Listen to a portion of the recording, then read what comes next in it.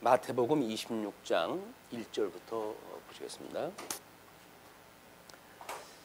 마태복음 26장 1절. 예수께서 이 말씀을 다 마치시고 제자들에게 이르시되 너희가 아는 바와 같이 이틀이 지나면 유월절이라 인자가 십자가에 못 박히기 위하여 팔리리라 하시더니 그때의 대제사장들과 백성의 장로들이 가야바라 하는 대제사장의 관정에 모여 예수를 흉계로 잡아 죽이려고 의논하되 말하기를 밀란이 날까 하노니 명절에는 하지 말자 하더라. 우리 오늘은 마태복음의 장이 바뀝니다. 제1부가 중보의 삼직을 통한 그리스도 증거라고 하는 제목으로 우리가 마태복음을 공부했다면 거기에 이제 1장과 2장, 3장에서 중보자, 그다음에 선지직, 왕직 이거에 이어가지고 오늘은 그리스도의 제사직에 대한 내용이에요. 그렇기 때문에 지금 26장 1절에서 예수께서 이 말씀을 다 마치시고 제자들에게 이르시되라고 했던 이야기는 이미 예수님께서는 지금까지 마태복음에서는 5편의 성경 강해를 갖다 하셨어요. 그래가지고 그동안 아브라함 이제 우리 열조로부터 하나님께서 어떻게 섭리를 갖다 하셨는지, 그래서 열조의 이제 아브라함과 이삭과 야곱의 아들 12아들의 이 가족들을 애굽으로 불러들이시고, 그리고 애굽으로부터 출애굽을 시키신 이후에 하나님께서 하나님을 경외하는 그런 그 방법을 가르쳐 주신 뒤 이제 약속의 땅 가나안 땅으로 건너가게 하셔가지고 하나님 나라를 누리고 살게 하셨어요. 그래서 하나님 나라를 누리고 살게 하셨던 것이 우리 다윗을 통해 가지고 창건, 그 다음에는 이 르호보암과 여로보암에 의한 분국, 그리고 유수 회복이라고 하는 이 구약 성경의 이것이 하나님의 나라에 대한 이야기였어요. 이 하나님의 나라에 대한 이제 모형적으로 보여줬던 이야기로 만들었던 신학의 종류입니다. 이걸 통해 가지고 우리는 예수 그리스도의 강탄, 그다음에 예수 그리스도의 고난, 예수 그리스도의 죽으심, 예수 그리스도의 부활이라고 하는 신학적 의미를 우리는 이제 공부를 했다 했죠. 왜냐하면 예수님께서 구약 성경의 모든 내용들을 가지고 설명하시기를 5가지의 강론을 갖다 통해 가지고 예수님이 구약 성경에서 언약되어진 메시아다. 우리 이제 구약 성경에서는 하나님의 메시아를 보내주실 것을 언약되어져 있는 내용인데, 예수님이 오셔가지고 이제 그리스도로 성취되어져 있음을 확인하는 것이 우리가 성경을 공부했던 내용이에요. 그렇기 때문에 지금 예수께서 이 말씀을 다 마치시고 라고 하는 그 이야기는 구약 성경을 들어가지고 우리 예수님이 모든 걸 내가 구약 성경에 언약되어진 그리스도였어 라고 하는 걸 설명을 하셨단 말이에요. 그것이 끝나고 그래서 제자들에게 이르시되 너희가 아는 바와 같이 이틀이 지나면 유월절이라 인자가 십자가에 못 박히기 위하여 팔리리라 하시더라. 여기까지 지금 교훈이 되어졌다고 한다면 이제는 실체적으로 예수 그리스도께서 직접 이렇게 이야기 형식으로 보여줬던 복음의 역사, 이거를 주님께서 몸으로 이루시겠다는 거예요. 이게 그렇기 때문에 예수님이 지금 이 구약 성경의 이런 내용을 들어가지고 우리가 예견한 것처럼 이제 십자가에 못 박아 죽으시고 그리고 이제 사망 권세를 이기시고 부활하실 이 내용이 남아져 있는 가운데 있으니까 이것이 지금 복음의 핵심이라고 이렇게 이야기를 했어요. 예수 그때의 죽으심과 예수 그리스도의 다시 부활하심, 이것이 십자가의 도의 큰 축이다, 이렇게 우리가 이야기를 한 겁니다. 그러니까는 예수님은 구약 성경의 언약을 성취하시려고 한다면 마땅히 십자가에 돌아가시는 것이 당연한 거예요. 그런데 이제 이 죽으심이라고 하는 그 이야기가 어린 양 되시는 예수 그리스도로 해가지고 제물로 돌아가시는 거 아닙니까? 이 제물로 돌아가시게 되면 이 제물로 돌아가셨던 예수님이 성전이라고 하는 이 성전으로 해가지고 회복되어지는 것이 예수 그리스도께서 살아나시니란 말이에요. 이 회복, 성전으로 다시 살아나는 것, 이게 성전으로의 부활이에요. 얘는 제물로 돌아가시고 성전으로 부활하시고, 그리고 이제 승천을 했다고 하실 때에 대제사장이 되어져 가지고 하나님 나라에 친히 가서 하나님 보좌 우편에 우자하고 계시다. 하나님 보좌 우편에 계시면서 나중에 산 자와 죽은 자를 심판하러 이제 예수님께서 재림을 갖다 하실 거예요. 그러니까는 예수님의 지금 이렇게 실체적으로 이루어지는 이 구약 성경의 언약대로 이루어지는 역사를 가지고 우리는 예수님이 다시 오실 것을 믿고 그날을 기다리는 겁니다. 그게 예수 믿는 사람들이 하는 일이에요. 여기서 뭐 우리가 살아가는데 돈을 잘 벌고 우리 영화를 갖다가 얻고 명성을 뭐 우리가 얻고 이렇게 하는 것이 인생의 본분이 아니라 다시 오실 예수 그들을 바라보는 것, 이걸 우리가 이제 재림 사상이라고 이렇게 이야기하는 거예요. 성도는 다시 오실 예수님. 왜? 우리 유대 말기에 이 사람들이 보내신다고 했던 그 메시아를 얼마나 기다렸습니까? 그걸 우리가 대망사상이라고 이렇게 이야기를 했잖아요. 대망사상, 메시아를 기다리고 있는 그런 사상, 이걸 가지고 유대인들이 살아갔었는데 예수님 오셨을 당시만 하더라도 근데 이 오신 예수님을 그들이 알아보지 못했어요. 그 이야기를 이쪽에 와서 우리한테 직접 이야기를 하게 되면 예수님이 재림을 갖다 하시는 예수님을 알아보지 못하는 경우가 있다, 그 이야기예요. 택한 백성들이라고 우리가 교중에 와서 신앙생활을 한다는 사람들이 예수 그때 부르심이라고 하는 이 놀라운 은혜를 망각을 하게 되면 세상의 논리, 세상의 이 악한 세상에 이걸로 구습을 따라 살아가는 일에 우리가 천착을 하다가 다시 오시는 예수님을 알아보지 못하는 이런 징에 빠지는 것이, 우리는 지금 예수님이 구약 성경을 통해 가지고 돌아가실 것을 예언하다 하셨는 내용 가지고 이걸 우리가 유추해 볼 수가 있는 거예요. 자, 그러면 예수님께서 제자들한테 십자가에 못 박히기 위하여 팔리리라 이렇게 이야기를 하니까 하시고는 그때에 대제사장들과 백성의 장로들이 가야바라 하는 대제사장의 관정에 모여, 대제사장, 이렇게 이제 왕은 우리가 헤롯이라고 하는 거짓 왕가에 의해 가지고 지금 이스라엘이 만들어진다고 그러지 않았어요? 근데 이 대제사장도, 이 대제사장이라고 하는 그 이야기는 우리 구약 성경의 언약대로 되어지게 되면 아론 지파로부터 이 대제사장이 시작이 되어졌기 때문에 종신직이에요. 근데 그 아들에게 물려줄 때까지는 이걸 흔들 수가 없어요.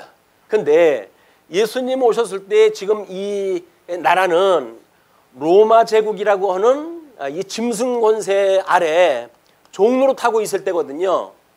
그렇기 때문에 지금 메시아라고 한다면 왕, 또 대제사장, 이제 선지자, 이것이 세 직을 가지고 있는 종교 활동을 하는 사람들이라고 그렇게 이야기를 했어요. 그런데 왕도 거짓이고 대제사장도 가짜예요.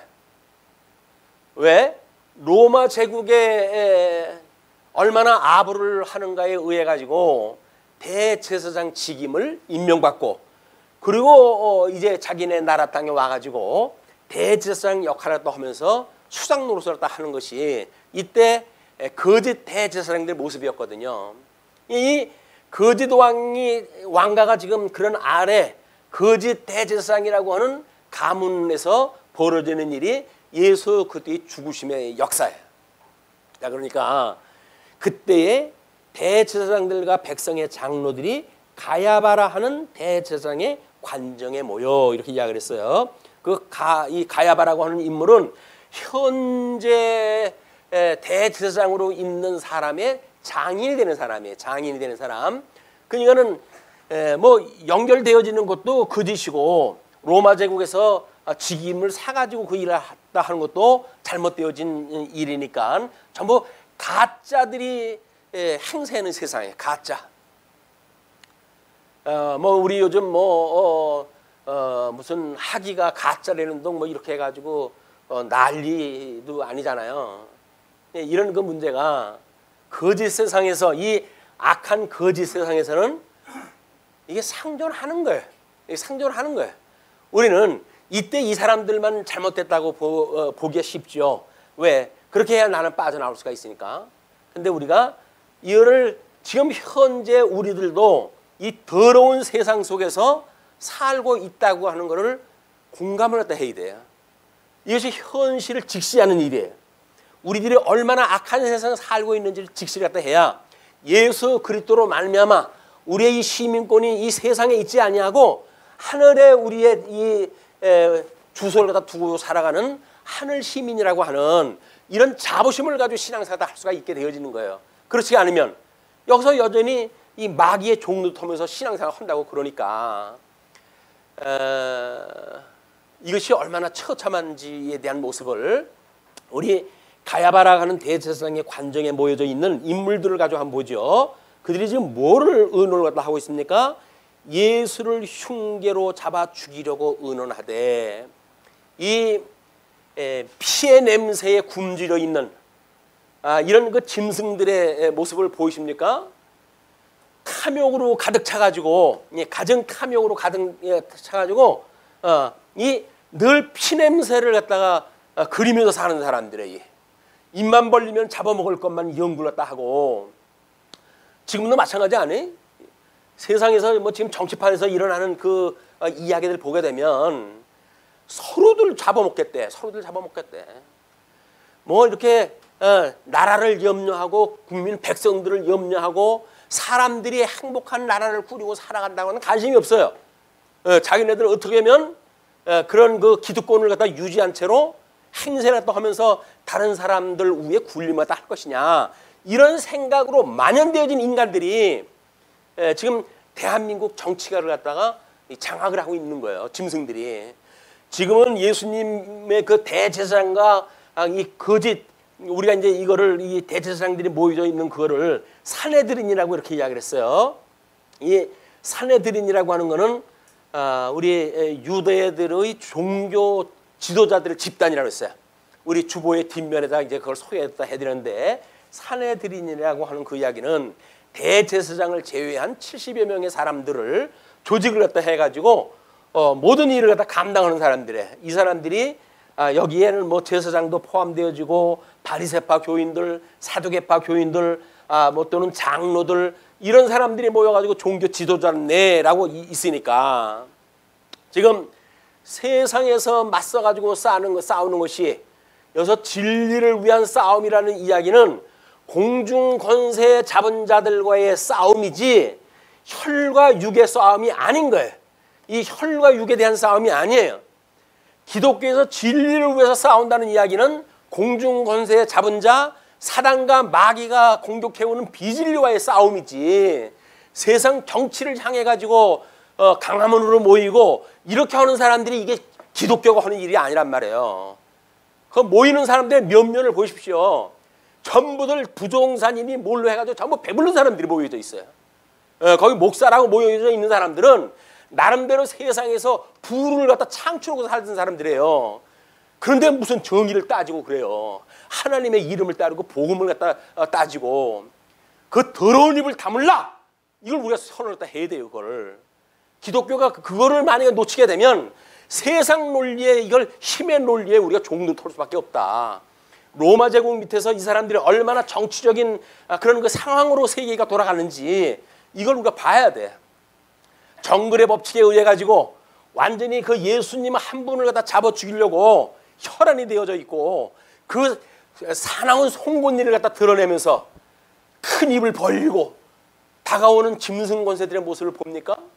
예, 할 수만 있으면 택한 자라 할지라도 삼키려고 하는 그 음부의 권세에 더러운 그런 그 주둥아리를 갖다 우리가 보십니까? 그게 보이십니까? 그걸 보이지 않으면 우리는 이 악으로부터 구원해달라고 하는 주님 앞에 기도를 할 수가 없는 거예요. 왜? 여기가 좋은데 왜 우리가 이 악에서 구원해달라고 그러겠어요? 이건 보통 문제가 아닌 거예요. 우리가 신앙생활이라고 하는 그 이야기는 예수님은 지금 실체적으로 이걸 이루시는 작업이 십자가에 죽으시는 사건 아닙니까? 그럼 신앙생활의 실체적인 신앙생활이라는 이야기는 뭐예요? 우리 예수님과 함께 죽고 예수님과 함께 살아서 예수님의 길을 따르는 사람들이에요. 그러니까 우리는 예수님의 길을 따르려고 한다면 여기서 매일 죽는 삶을 살아야 돼요. 자기 부정이 있어야 돼.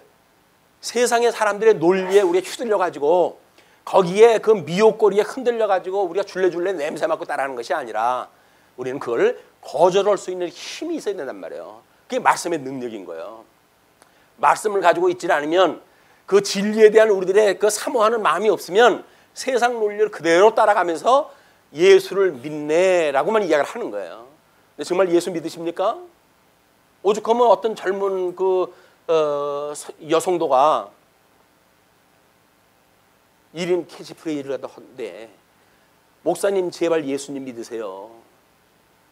예수 믿는 사람들이 없어요. 목사들도 예수를 안 믿는 거예요. 근데 우리는 예수님 믿어야 될 거 아닙니까? 예수님을 믿어야 하나님 나라에 살아가는 백성인데 세상 논리를 따라가지고 살아가면서 하나님 백성이라고 우리가 이야기할 수가 없잖아요. 세상의 것들 이거 전부 허무한 일들입니다. 잠시 우리 육신 이렇게 뭐 땅에 파묻으면서 다 없어질 것들이에요. 다만 우리의 영혼만 예수 그리스도와 영원무궁토록 영생을 얻고 살아가는 일이 성도들의 기쁨인데 영원한 생명은 차치하고 잠시 살아갈 세상에서의 있는 생명 그걸 부지하려고 여기서 아부를 떨고 그 사람들에게 뭔가 짝짝꿍을 해주고 이렇게 살아가는 건 너무 참혹하잖아요. 예수 믿는 사람으로 자존심 상하는 일 아닙니까 이게? 우리는 하나님 나라의 백성인데 세상 이 우스갯거리들한테 우리가 종로도 타는 건 웃기는 이야기 아니에요? 공중권세 잡은 자의 싸움 이거는 택한 백성들한테 끊임없이 이게 우리들의 무기예요. 하나님의 말씀을 연구하지 않으면 하나님의 말씀을 공부하지 않으면 우리는 끊임없이 이 사망 권세의 종로로서 살아가면서 살아갈 수밖에 없어요. 우리 예수님 다시 오시는 날 내가 언제 주님 앞에 그렇게 배고프다 그럴 때 먹을 걸 안 드렸고 주님이 언제 우리가 옷 벗을 때 우리가 그걸 다 돌아보지 않고 이렇게 했습니까? 라고 뻔뻔하게 그렇게 이야기를 할 거예요. 이때 보지 못하는 옷이 이때 보지 못하는 예수 그리스도가 여기서는 보고 사는 겁니까? 지금 우리가? 여기서 우리가 예수 그리스도를 보고 살아가는 거예요?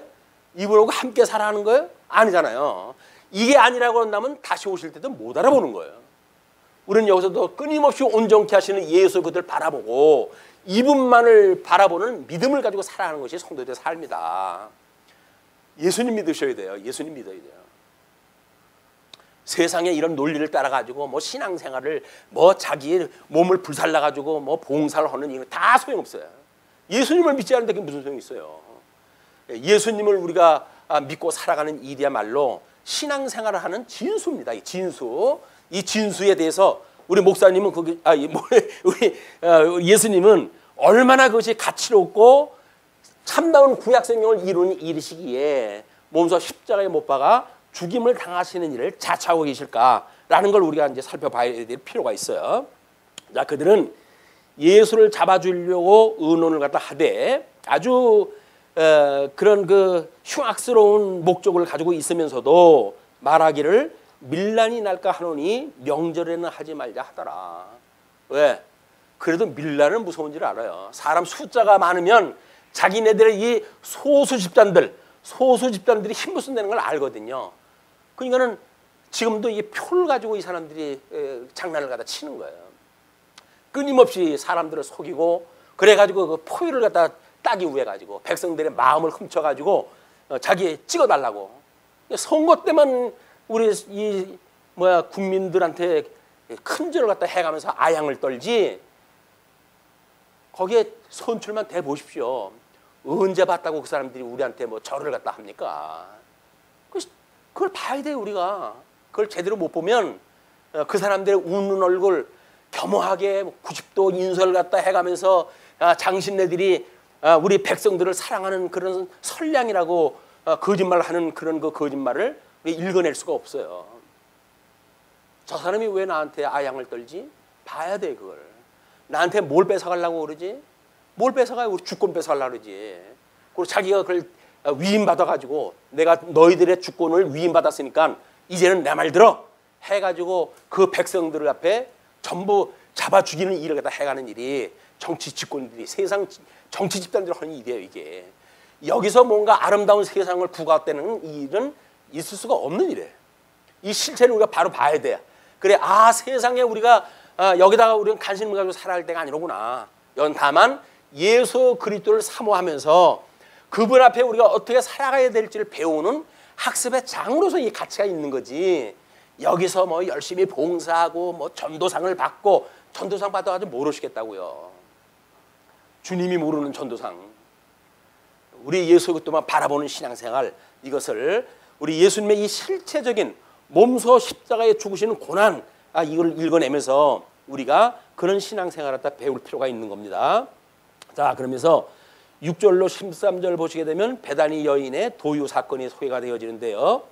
예수께서 베다니 나병 환자 시몬의 집에 계실 때에 한 여자가 매우 귀한 향유 한 옥합을 가지고 나와서 식사하시는 예수의 머리에 부으니 제자들이 보고 분개하여 이르되 무슨 의도로 이것을 허비하느냐?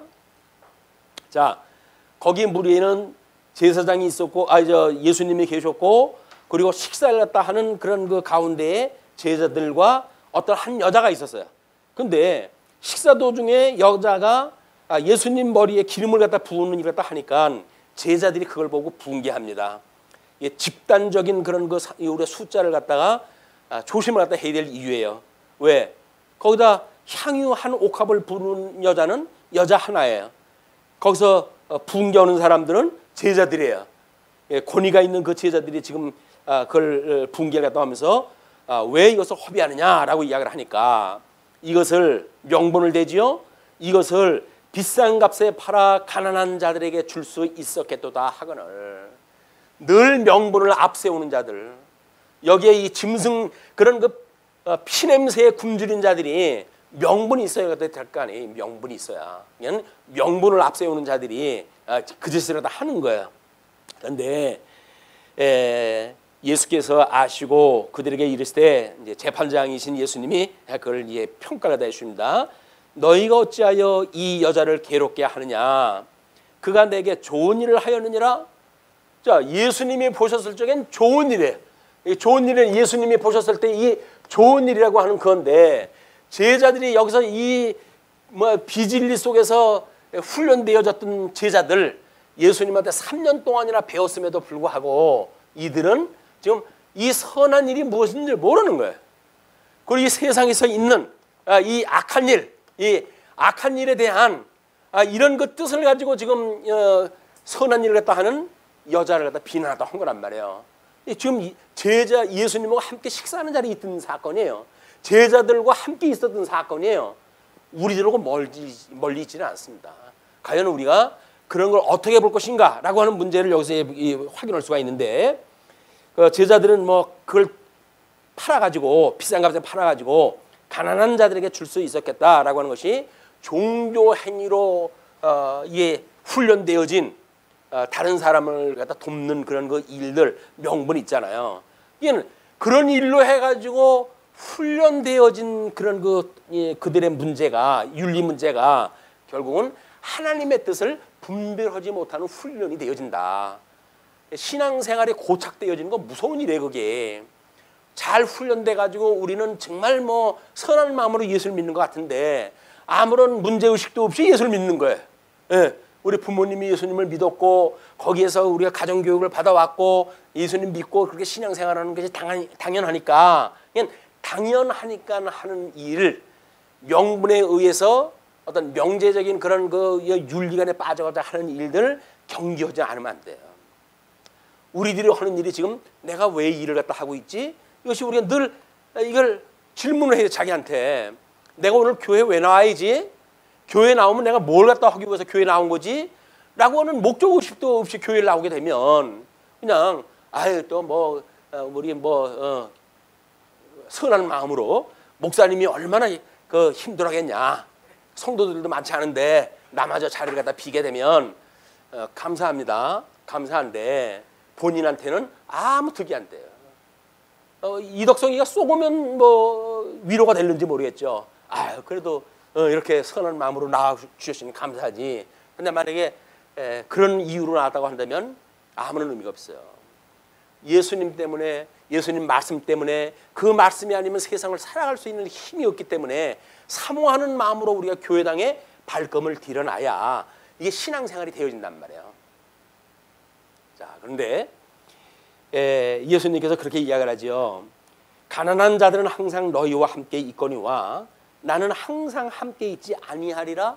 나는 지금 유월절이 왔고 그 유월절을 끝으로 해가지고 나는 십자가에 못 박아 죽어야 되거든.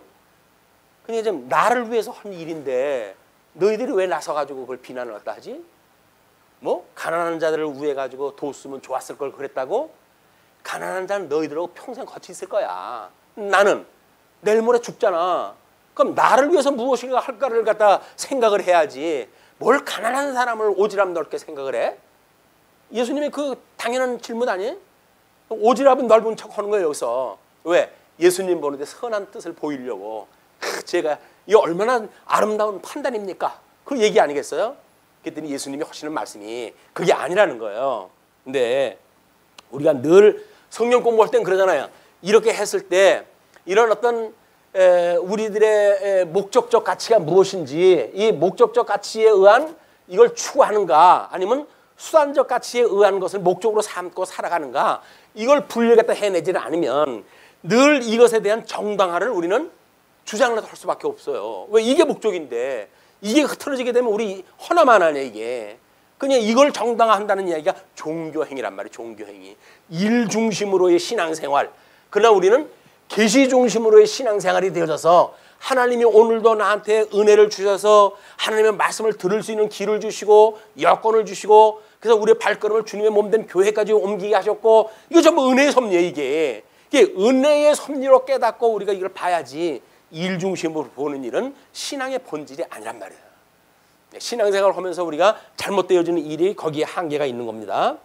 자, 그런데 내가 진실로 13절입니다. 내가 진실로 너희에게 이르노니 온 천하에 어디서든지 이 복음이 전파되는 곳에서는 이 여자가 행한 일도 말하여 그를 기억하리라 하시니라.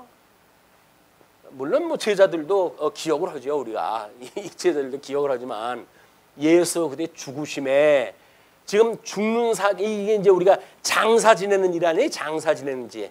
장사 지낸 지 사흘 만에 부활하셨다고 우리가 신앙 고백을 하는데, 장사의 일정 중에 기름을 도유하는 사건이야말로 장사하는 일에 일조를 한 거예요. 이것이 예수님이 보셨던 그런 역사의 해석인 거야. 여자의 행위에 대한 해석이었던 거야. 그렇게 이제 이 설명을 하십니다. 그러면서 14절로 16절 보시게 되면 가룟 유다가 예수를 대제사장에 넘겨주기로 합니다. 자, 그때에 뭐 꽤나 없는 사람들을 위해서 뭘 난척하는 그런 그 사람들의 행위가 있을 때에 12 중에 하나인 가룟 유다라 하는 자가 대제사장들에게 가서 말하되 내가 예수를 너에게 넘겨주리니 얼마나 주려느냐 하니 그들이 은 30을 달아주거늘. 기름을 팔아가지고 가난한 자들에게 주었으면 얼마나 좋았을까 싶은 제자들의 정말 그 중심에는 뭐가 있을까요? 돈을 사랑하는 마음으로 가득 찬 인생들이에요. 그래가지고 결국은 그 중에 하나 동계를 맡았던 그 가룟 유다가 예수님을 직접 팔아버리려고 대제사장을 찾아간 거예요. 그래가지고 얼마를 주겠냐 흥정을 합니다. 그때에 은 30을 달아주거늘. 이것이 그때 당시에 노예 한 명에 해당되는 값이에요.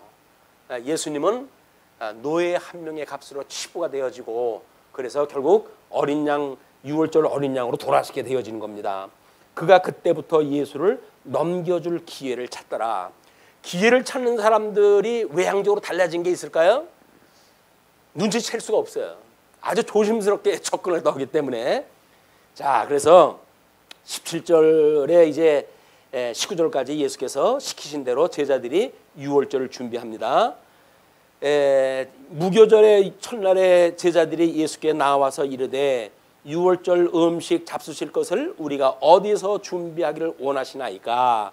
이르시되 성한 아무에게 가서 이르되 선생님 말씀이 내 때가 가까이 왔으니 내 제자들과 함께 유월절을 내 집에서 지키겠다 하시더라 하라 하시니 제자들이 예수께서 시키신 대로 하여 유월절을 준비하였더라. 다른 군더더기가 없어요. 여기서는 예수님께서 그냥 그래 준비하다 하라고 그랬고 제자들은 그래 이제 했어요. 20절 20절부터 25절까지 예수께서 가룟 유다의 배반과 저주를 예고하시는 내용이 이제 소개가 되어지는데요. 자, 저물 때에 예수께서 12 제자와 함께 앉으셨더니 그들이 먹을 때에 이르시되 내가 진실로 너희에게 이르노니 너희 중에 한 사람이 나를 팔리라 하시니 예수님이 전곡을 찔러가지고 지금 현실에 대한 걸 이야기를 합니다. 12명의 제자들은 아무것도 외양상으로 차이 나는 게 없어요. 예수님이 다 불렀던 제자들이에요. 그런데 예수님이 하시는 폭탄선언이 뭐냐면 너희들 중에 하나가 나를 팔 것이다 이렇게 이야기를 하는 거예요. 그러니까 그들이 몹시 근심하여 가까이 여짜오되 주여 나는 아니지요. 이 아니지요 한 사람은 그래도 진정성이 있는 사람들이에요. 자기는 그렇게 매도되기 싫습니다라고 하는 마음을 가지고 그렇게 했을 거예요. 근데 대답하여 이르시되 나와 함께 그릇에 손을 넣은 그가 나를 팔리라 라고 이야기했을 때 인자는 자기에 대하여 기록된 대로 가거니와 인자를 파는 그 사람에게는 화가 있으리로다. 그 사람은 차라리 태어나지 아니하였더라면 제게 좋을 뻔하였느니라. 우리는 여기서 인생이 이게 태어나는 걸 가지고 우리가 감사하고 뭐 생일 축하를 하고 그러잖아요. 그런데 예수를 믿지 않고 지옥에 갈 바에야 안 태어나는 것이 10번 좋은 거예요. 이게 여기서 살아갈 바에야 예수님 믿고 천국 가야죠. 근데 뭐 또 예수님 믿고 천국 가기는 그냥 열심히 예수님 믿는다고 말만 했지 천국에 못 간다고 하면 그것처럼 바보도 또 없어요.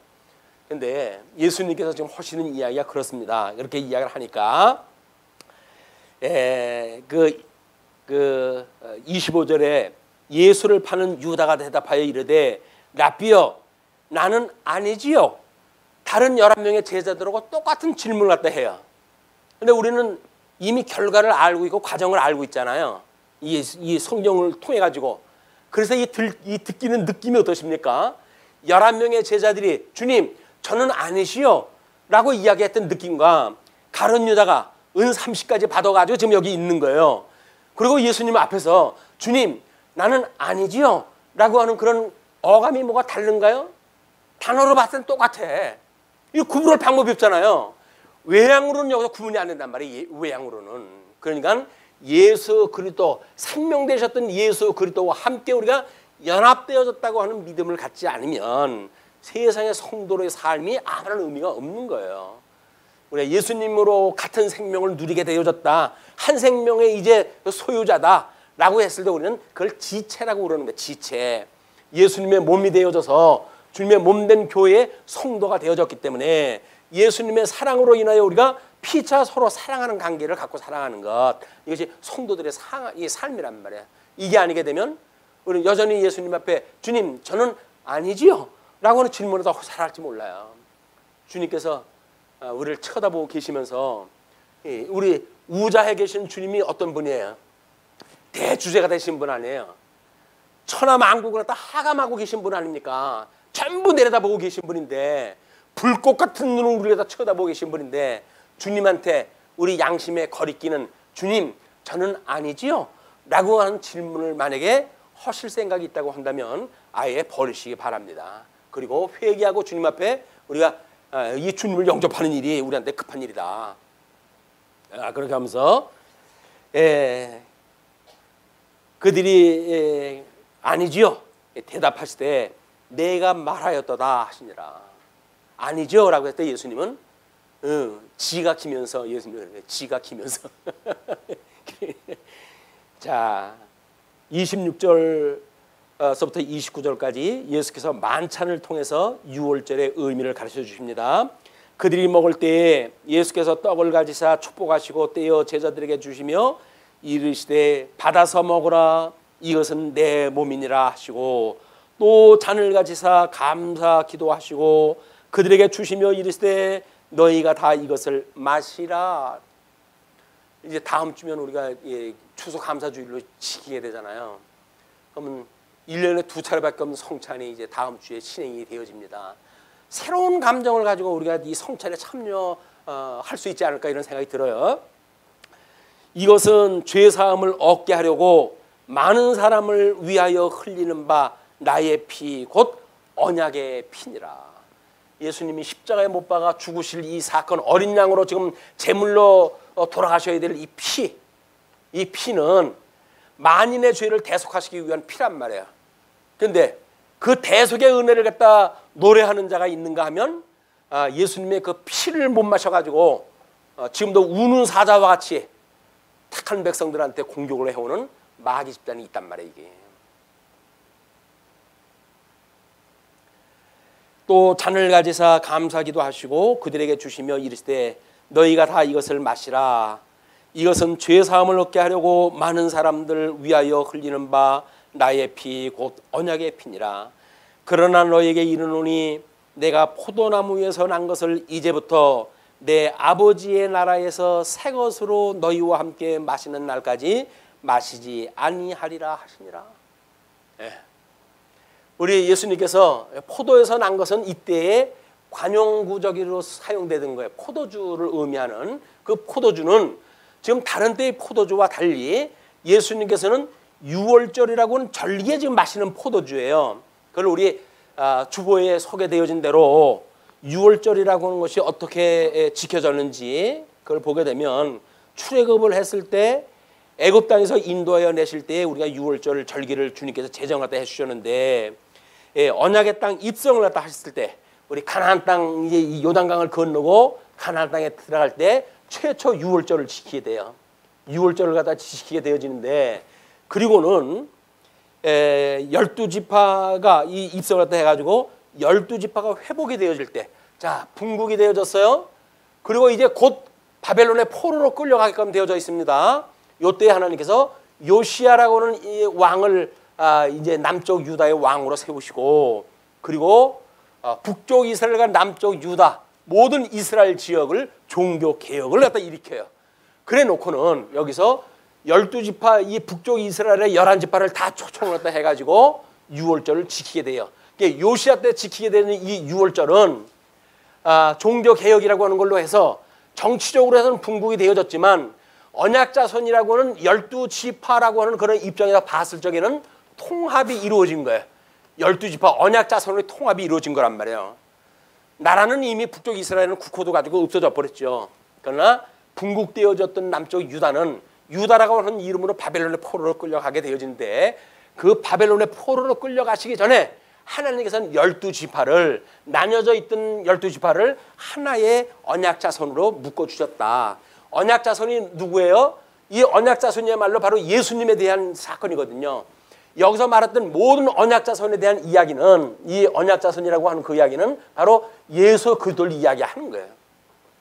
그 예수 그리스도를 머리로 해가지고 주님의 몸된 그 교회 하나님 나라의 이스라엘 백성 선민국가 이걸로 살아가는 사람들은 예수님의 약속 모세의 그 언약을 인해 가지고 살아가게 되어진 하나님 나라인데 여기서 유월절을 요시야 때면 이미 많은 세월이 흘러갔어요.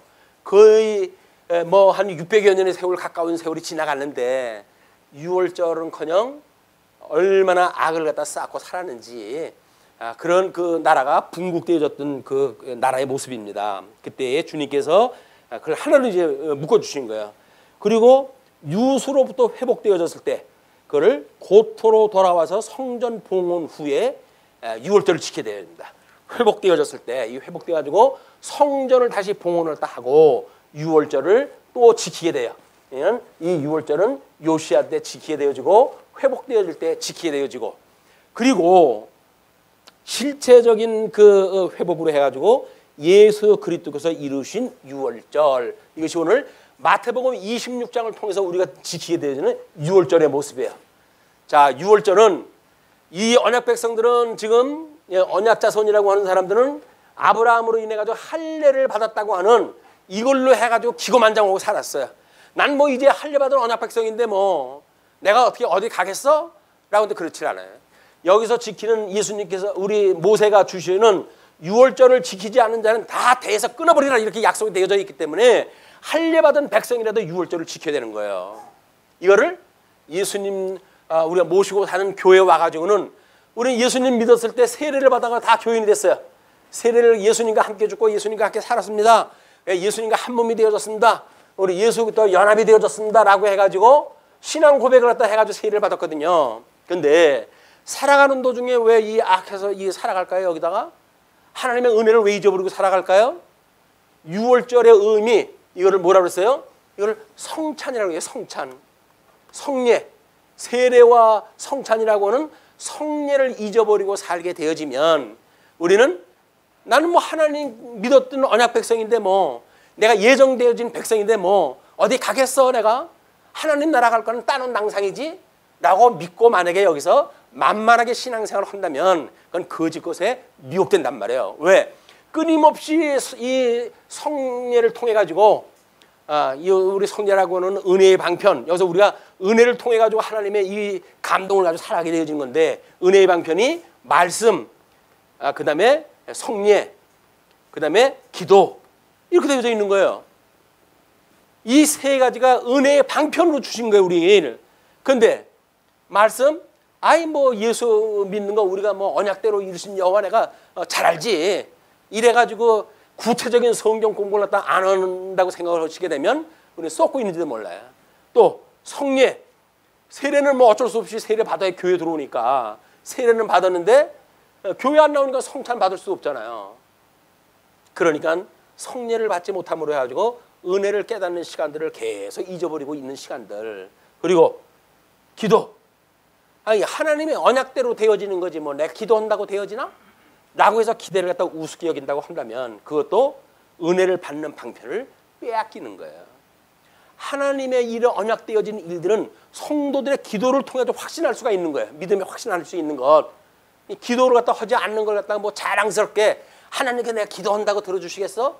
기도 안 해도 언약대로 이루어질 건데 언약대로 이루어지죠. 기도도 안 하는데 언약대로 이루어지는 건 뭐예요? 지옥 가는 거. 기도 필요 없어요. 그냥 살고 싶은 대로 살면 지옥 가니까. 근데 하나님 나라에 제발 주님 우리 구원을 받았던 주님 우리가 우리에서 죄진 자를 사해 준 것처럼 우리 죄를 용서해 주세요. 그리고 이 악에서 세상에서 시험에 들게 하지 말아 주세요. 그리고 이 악으로부터 우리를 구원해 주세요. 이것이 끊임없이 기도해야 될 거예요. 이게 기도. 근데 무슨 따놓은 당상이라고 해서 따놓은 당상이 천국이 무슨 뭐 무료로 들어간다고 하니까 자기 하고 싶은 대로 들어간다니까 아니에요. 우리 주 예수 그리스도가 거기에 우리 대장이 되셔가지고 그분의 허락이 없으면 들어갈 수 없는 곳이에요. 근데 허락이 예수 그리스도 이야기 아닙니까? 우리 예수 그리스도의 십자가의 사건, 유월절의 사건 전부 예수 그리스도 십자가의 도의 사건 아닙니까? 그래서 기도가 뭐예요? 내 뜻대로 마옵시고 아버지의 뜻대로 해주세요라고 하는 걸 끊임없이 기도하는 일이에요 이게. 자, 그런 뒤에 이제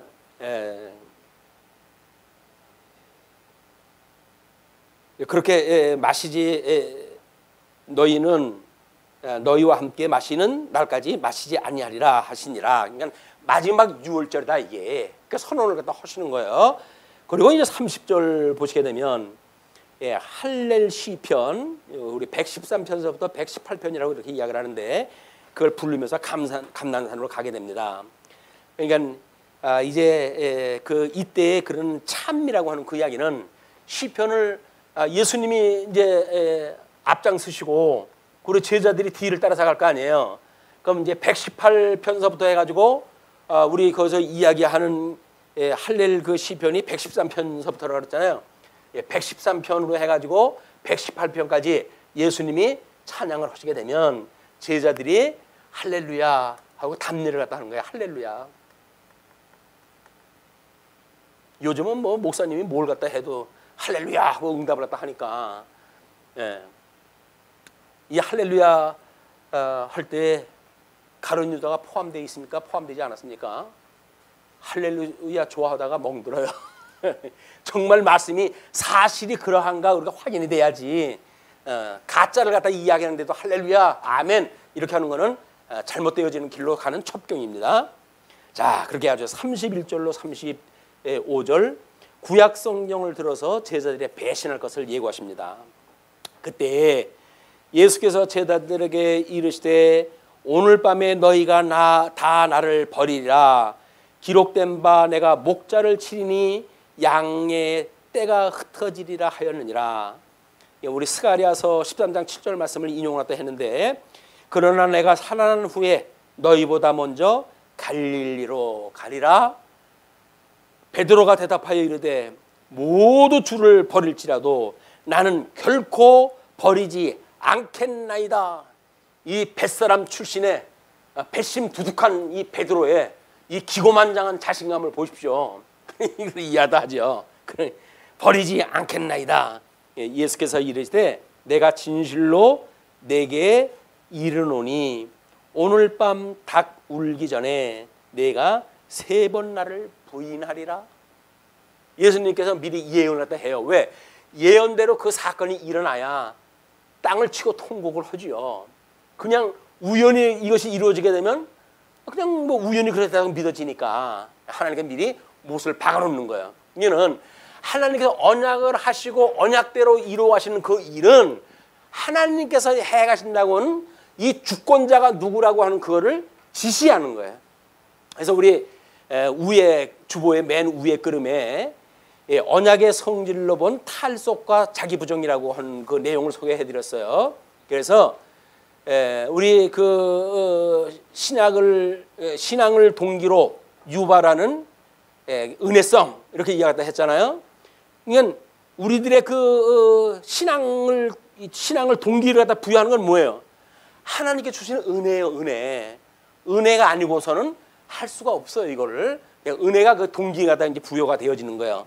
그래놓고는 두 번째 신앙의 근거를 제시할 실효성. 자, 언약을 했다 했는데 언약대로 이루어지잖아요. 실제적으로 이루어지잖아요. 이게 실효성이란 말이에요. 실효성. 우리가 예수님을 믿고 구원을 받고 이렇게 뭐 주님 뜻대로 살아가는데 우리가 주님을 믿고 범사에 하나님이 어떠한 분인가를 깨닫고 우리가 매일을 또는 매 시간을 신앙생활의 관점으로 세상을 살아다 보게 되면 은혜의 충만함을 깨닫게 되어지고 예수님의 은혜를 인하여서 세상의 역사 해석이 달라지고 그리고 신앙생활의 그 기쁨이 배가 되어지고 이런 일이 만들어진단 말이에요. 이건 실체적으로 일어나는 일이에요. 왜 실체적으로 그런 일이 일어날까? 그것에 대한 신앙의 대상을 지시할 주권성이라고 얘기했잖아요. 신앙의 대상, 우리가 누굴 믿어요? 그걸 하시는 분이 누구예요? 예수 그리스도 연합됐으니까 이분이 그렇게 해가신단 말이야.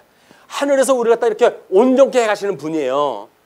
그것이 우리 신앙의 대상을 지시하는 일이 바로 언약과 성취라고 하는 구도로 이것이 이루어져 가기 때문에 우리가 지금 보고 있는 구약 성경과 신약 성경 간의 관계, 언약과 성취라고 하는 그런 모형으로 봤던 그런 그 그림은 이런 성질로 봐가지고 우리가 예수님과 어떤 은혜 가운데 살아가는가 또는 그걸로 인해 가지고 우리가 어떻게 그 예수 그들 믿음의 대상으로 우리가 시기하는가 그걸 믿으면서 실제적으로 이루어진 걸 우리가 경험해서 살아가게 되어야 된다. 교회 생활이 허상이 아니에요. 교회 생활이 마치 뭐 그냥 아유 뭐 말씀 들으니까 뭐 복음이 와가지고 뭐 내 죄 다 용서해 줬다네. 그러니까 나 뭐 대충 살아도 되겠네라고 하는 것이 아니에요. 예수를 믿고 구원을 받게 되어지게 되면 뜨거운 감동을 갖게 되어지고 그래서 세상이 감당할 수 없는 믿음을 가지고 살아가게 되어지는 거예요. 세상과 맞서가지고 싸우면서 우리가 살아가는 거지. 세상에다 굴복을 갖다 하고 나한테 절하면 다 줄게 하니까는 넙죽넙죽 거기다 절을 갖다 하고 그런 게 아니란 말이에요. 자, 베드로가 좀 난처하게 됐지만 베드로가 이르되 내가 주와 함께 죽을지언정 주를 부인하지 않겠나이다 하고 모든 제자도 그와 같이 말하니라. 자, 뭐 다른 제자도 베드로가 그러는데 그건 틀림없어요. 주님. 베드로 3년 동안 데리고 다니면서 보셨잖아요. 빈말하는 사람은 아닙니다. 제자들이 응원을 다 해줬을 거예요. 그래야 한꺼번에 교육이 되니까. 내가 보건대 베드로는 저 식은 소리입니다 라는 생각을 가지고 제자들이 있었다고 한다면 그렇게 베드로가 망신당하는 날 그 다음 날 아무 은혜를 못 깨달을 거예요. 그래서 그것도 동참을 했다는 동참. 이 동참이라는 게 무섭습니다. 그래서 사망 권세에 동참하는 자는 사망 권세의 일을 다 하고 예수 그리스도에 동참하는 자는 예수 그리스도의 일을 다 하는 것. 이게 신앙생활이에요. 누구의 머리를 우리의 머리 밑으로 들어갈 것인가? 우리의 상전을 누구로 둘 것인가? 그냥 교회에서 목사 믿으면 안 돼요. 교회의 머리 대신은 예수 그리스도를 믿어야지. 교회의 머리가 교회 목사라고 알면 오해인 거예요. 우리 예수 그리스도 교회의 머리가 되신 분이다. 이분을 믿는 거예요. 이분을. 자, 그러면서 그 끝으로 36절로 46절 겟세마네에서 하나님의 뜻대로 되기를 기도하는 사건이 이제 소개가 되어옵니다. 이에 예수께서 제자들과 함께 겟세마네라 하는 곳에 이르러 제자들에게 이르시되 내가 저기 가서 기도할 동안에 너희는 여기 앉아 있으라 하시고, 이거를 자 우리 아까도 이랬지만 지금 상황과 연결을 시켜가지고 한번 생각을 해보세요.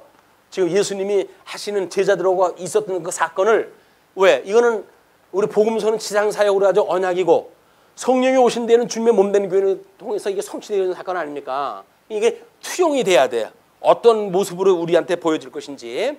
자, 이렇게 이제 이야기가 진행이 됩니다. 그렇게 너희는 여기 앉아 있으라 하시고 베드로와 세베대의 두 아들을 데리고 가실새 고민하고 슬퍼하사 이에 말씀하시되 내 마음이 매우 고민하여 죽게 되었으니 너희는 여기 머물러 나와 함께 깨어 있으라 하시고, 조금 전에 쉬운 소리 했던 베드로를 데리고 가셨어요. 이미 출발서부터 어떻게 이제 그 빗나가는지를 봐야 돼요, 우리가. 그래야 우리 기고만장하는 우리들의 길을 갖다 꺾지. 뭔가 내 힘으로 뭘 했다고 하는 그런 거만에 찬 이런 그 자신감이 우리가 없어져 버리지. 오직 예수 그리스도의 은혜만을 구하는 성도들의 삶으로 가게 되어지는 겁니다. 그것이 예수 그리스도의 어린 양 권세를 믿는 성도들의 신앙생활이에요. 자, 그렇게 이야기를 하시고 조금 나아가사 얼굴을 땅에 대시고 엎드려 기도하여 이르시되 내 아버지여 만일 할만하시거든 이 잔을 내게서 지나가게 하옵소서. 그러나 나의 원대로 마옵시고 아버지의 원대로 하옵소서 하시고, 제자들에게 오사 그 자는 것을 보시고 베드로에게 말씀하시되 너희가 나와 함께 한 시간도 이렇게 깨어 있을 수 없더냐? 베드로가 뭐라고 이야기를 했다고요? 죽는 데까지 같이 있겠다고 그랬어요. 그런데 잠시 기도하라고 그런데도 그것도 못하는 주변이에요. 이게 주제가. 지가 뭘 합니까? 지가. 주님이 붙들어 주시는데 지가 뭘 갖다 하겠어요. 그런데도 쉬운 소리 갖다 하니까 예수님이 뻥뻥 큰 소리 하잖아요. 내가 예수님 죽는 자리에 함께 있을 겁니다 라고 이야기했다 하니까 너 오늘 저녁에 닭 울기 전에 3번 날 부인할 거야. 그런데 과정 중에 나하고 기도 좀 하러 가자. 그 3인방 아니에요. 수제자 3인방을 데리고 갔던 거 아니에요. 너들 이거 잠깐 나를 위해서 기도하고 있어. 내가 더 주님 앞에 기도하고 올게 라고 기도하고 돌아오니까 그 눈꺼풀이 얼마나 무거운지 아무리 눈을 뜨려고 해도 이게 떠지질 않네. 왜? 잡아당겨가지고 이 잡아당겨 천근만근 그 눈꺼풀이 무거워가지고 눈이 떠지질 않아요. 그래가지고 할 수 없이 졸은 거 아니에요? 졸은 것이 아니라 아마 숙면을 취했을 때 몰라. 좀 마음 놓고 잤을 거야. 그러니까 예수님이 와가지고 잠시도 나와 함께 할 수가 없더냐라고 이야기 하신 거죠. 그러니까 시험에 들지 않게 깨어 기도하라. 마음에는 원이로되 육신이 약하도다 하시고, 뭐요? 시험에 들지 않게 깨어 기도하라. 여기서 하는 일이 뭐라고요? 은혜의 방편을 통하여 끊임없이 기도하는 일이에요. 우리에게 이 악으로부터 구원하다 해주세요. 시험에 들게 하지 말아주세요 라고 하는 기도하는 일이 신앙생활을 해가는 우리의 기본적인 기도라니까요. 기본적인 기도도 안 하고 무슨 기도를 갖다 해요? 뭐 다른 여타 종교에서 이야기하는 연볼 외우듯이 뭐 자기 소망만 달뜻 갖다 이야기하겠지. 뭐 이거 들어주세요, 저거 들어주세요. 염치도 없어. 얼마나 달라고 그러는지. 근데 주님 앞에 내가 죽고 세상에 대하여 죄에 대하여 죽고 예수님과 함께 부활을 갖다 해서 하나님 나라의 시민권을 가지고 살아간다고 한다면 이 세상에다가 우리의 가치를 갖다 부여하는 일이 얼마나 부끄러운 일인지를 우리가 깨달아야 돼요. 그러니까 날마다 주님 앞에 우리가 우리에게 죄자를 용서해 준 것처럼 우리 죄를 용서해 주세요. 우리가 끊임없이 우리 죄를 고백을 갖다 하면서 용서해 달라고 해야 돼요. 근데 뭐 내가 뭔 죄를 그러셨다고 나처럼만 살라고 그래라. 양심껏. 양심 좋아하지 마십시오. 이 세상의 양심이 어떤 양심인지 아잖아요. 절대 악 속에 있는 그런 인간의 양심이라는 건 아무 소용이 없어요. 예수 그리스도로 말미암아 하나님의 선하신 뜻, 이 선하신 뜻을 우리가 추구하고 살아가는 것, 이것이 우리 기도다. 자, 그러면서 두 번째, 다시 두 번째 나아가 기도하여 이르시되 내 아버지여 만일 내가 마시지 않고는 이 잔이 내게서 지나갈 수 없거든 아버지여 원대로 되시기를 원하나이다 하시고, 아버지의 뜻이 하늘에서 이루어진 것처럼 이 땅에서 이루어지는 것이 주님께서 가르쳐 주신 기도예요.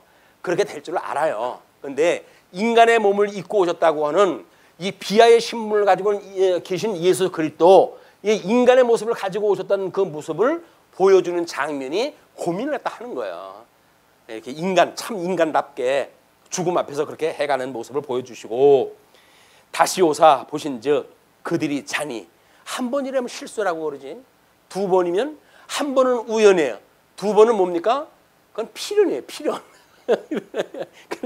다시 오사 보신즉 그들이 자니 이는 그들의 눈이 피곤함일러라. 또 그들을 두시고 이제 말도 안 해. 그리고 두시고 나아가 세 번째 같은 말씀으로 기도하신 후에 이에 제자들에게 오사 이르시되 이제는 자고 쉬라. 보라 때가 가까이 왔으니 인자가 죄인의 손에 팔리느니라. 이제는 예수 그리스도가 십자가의 어린 양 제물로 해가지고 돌아가시는 일만 남았어요. 제자들이 이거에 대해서 도울 일이 아무것도 없어요. 기도한다고 해가지고 이 일이 바뀔 것도 없어요. 이제는. 그러니까는 주님께서 그래 니네 소원대로 자라 이제. 근데 우리는 하늘에 계신 주님께서, 하나님 보좌 우편에 계신 주님께서 성령을 보내가지고 사도들한테 우리한테 뭐라고 편지를 갖다 합니까? 깨어있으라, 깨어있으라, 근신하라, 깨어있으라, 끊임없이 이야기하다 하셔요. 그리고 깨어있으면 뭐를 갖다 하는 거예요? 주님의 뜻이 이 땅에서 이루어지를 기도하는 거예요. 악으로부터 우리를 용서해 주세요. 이 악이라고 하는 건 내 모양도 보기가 싫습니다.